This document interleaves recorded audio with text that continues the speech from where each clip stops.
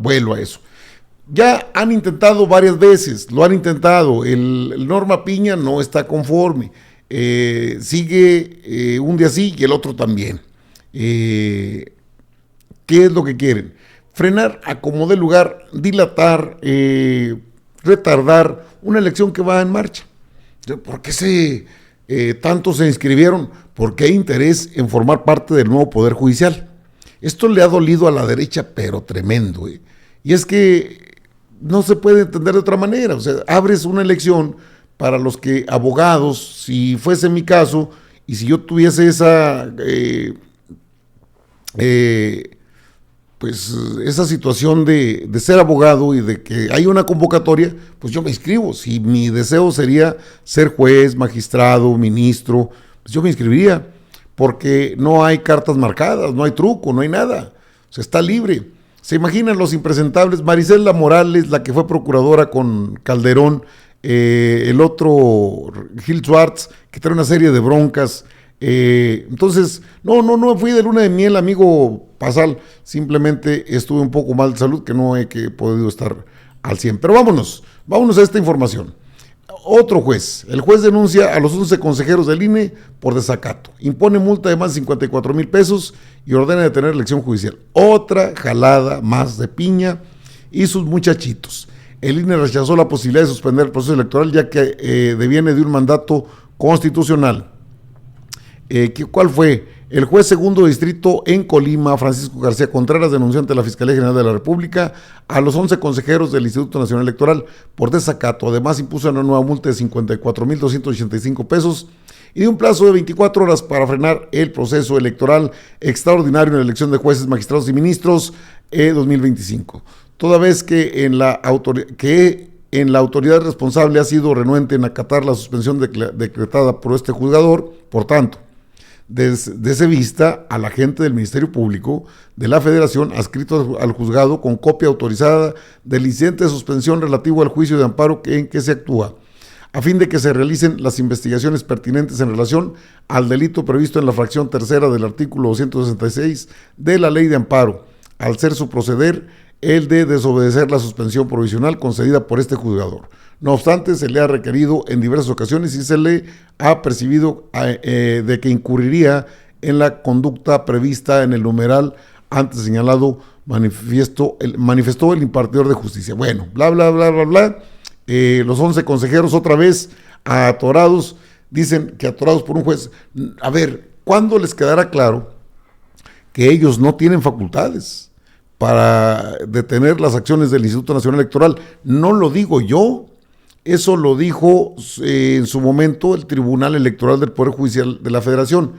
El Tribunal Electoral es la instancia máxima en cuestiones electorales.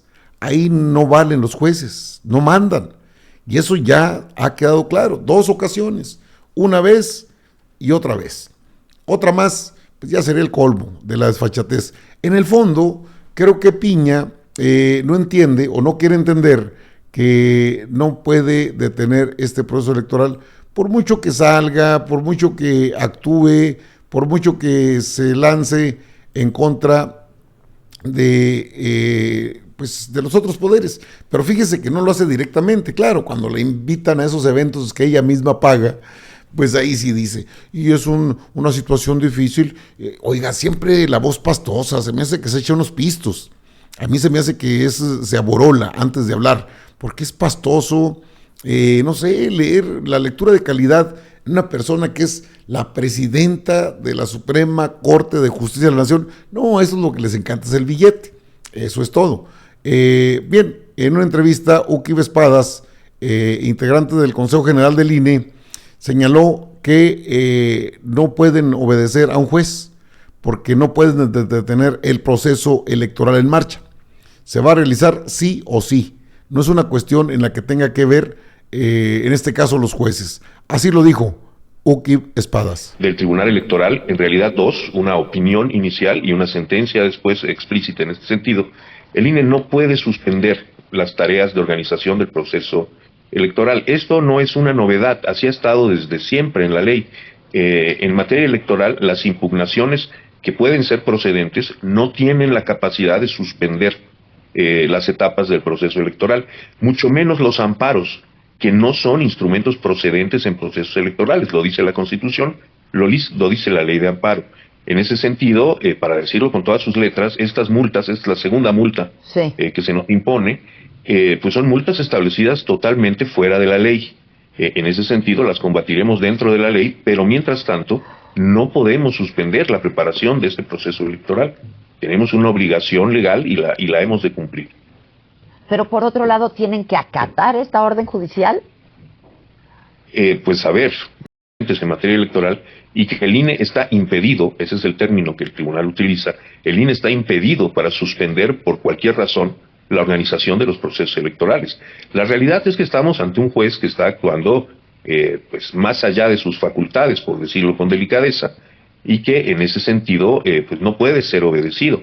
Estamos en la necesidad legal de combatir en sus propios términos el amparo, pero mientras esto resulta, pues no podemos obedecer esta orden del juez. No estamos facultados para poder suspender el proceso electoral. No solo es que haya precedentes. Ahora sí que ya lo dijo el tribunal, ¿no? Efectivamente, el tribunal, que es un tribunal constitucional, hay que decirlo, las facultades de acción constitucional en materia electoral recaen fundamentalmente para actos concretos en el tribunal electoral. Para leyes generales, estas facultades corresponden a la Corte, pero acá estamos ante actos específicos y en consecuencia nosotros tenemos que ceñirnos al mandato del tribunal. Paralelamente, la Corte ha reconocido legalmente que estas reformas se tratan de reformas en materia electoral. Esto es, no son materia administrativa que pueda ser jurisdicción de jueces de distrito o de tribunales de circuito. Es materia electoral que solo es jurisdicción del tribunal electoral. Bueno, así está determinado por la propia ley. Incluso recordemos que la misma Suprema Corte de Justicia de la Nación no entró al fondo en este tema y dijo no podemos actuar. No, porque se iban a echar la soga al cuello. En una situación de esas, lleguen a actuar y entonces entran en una cuestión jurídica que se llama traición a la patria. Y ahí no los salva a nadie. Y entra en automático. Pues dijeron, no, aquí no vamos a entrarle. Claro que no le iban a entrar. Por supuesto que no. Ahora, estos son ya juegos perversones de estos jueces que debieran someterlos a la consideración de una, en este caso, a la consideración del mismo Consejo de la Judicatura Federal. O sea, ¿cómo están? Y luego, bueno, yo no sé si ya suspendieron las mañaneras de ellos, pero que tenemos una mañanera, nadie los ve. Vea usted la cantidad de visitas que tienen esas mañaneras del Poder Judicial. Pues es que no es más que una resistencia. Hay bronca porque pues acaban de soltar que al contador, pero han sacado, le han dado los amparos a cabeza de vaca. Está el año de Hidalgo a todo lo que da en el Poder Judicial. Y el Consejo de la Judicatura Federal ha sido omiso. Entonces esto de meterse con el INE, los vamos a una multa, pues no cuentan. Tienen que suspender el proceso electoral, no mandas. En cuestiones electorales no tienes jurisdicción, no tienes nada que decir de este proceso electoral, no puedes pararlo, punto. Ni tú, ni jueces, ni magistrados, ni ministros, ni piña. Pues, se han esmerado en eso y no han podido. Y no han podido porque no tienen la facultad de hacerlo. Una cosa es que ellos intenten frenar un proceso que está en marcha y que no les gusta, pero que ya es una realidad. ¿Quién lo va a detener? Pregunto. ¿Quién lo va a detener? ¿Con qué argumentos? Pues tampoco los hay.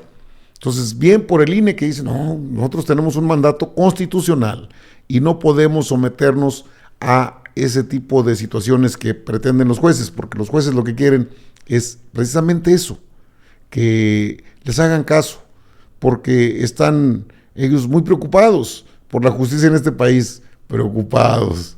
Ya me imagino si están en pleno año de Hidalgo. El que ya termina como ministro de la Suprema Corte, bueno, ya terminó, noviembre, Luis María Aguilar Morales, digo, para darnos una idea de cómo se manejan los ministros. El año de Hidalgo, el que deje algo, ese es el año de Hidalgo, así le llaman, el año de Hidalgo, llévate todo lo que puedas, a chiflar a su Bowser, el que deje algo, ese es el año de Hidalgo, ese lo trae el Poder Judicial a todo lo que da. Y los ministros, caray, el ministro Milloneta Luis María Aguilar Morales, que ya terminó, ya no es ministro. El último día de noviembre fue la fecha en que concluyó. Fíjese, en una entrevista con un chayoterísimo como Leonardo Curcio, al que por cierto le dieron las gracias en el sistema público de radiodifusión, porque son prianistas declarados, pero bueno, les dan chance en otros espacios. Aquí narra cómo en la Suprema Corte entró gracias al polémico Ricardo Salinas Pliego, hoy en desgracia, porque pues está en caída libre sus negocios, pero fue el que le dio la chance de llegar a la Suprema Corte. Por eso guardó en el cajón el asunto ese de los, sí, de los billetes. Si se planteaba una carrera con tantos elementos y tanto reconocimiento, ministro.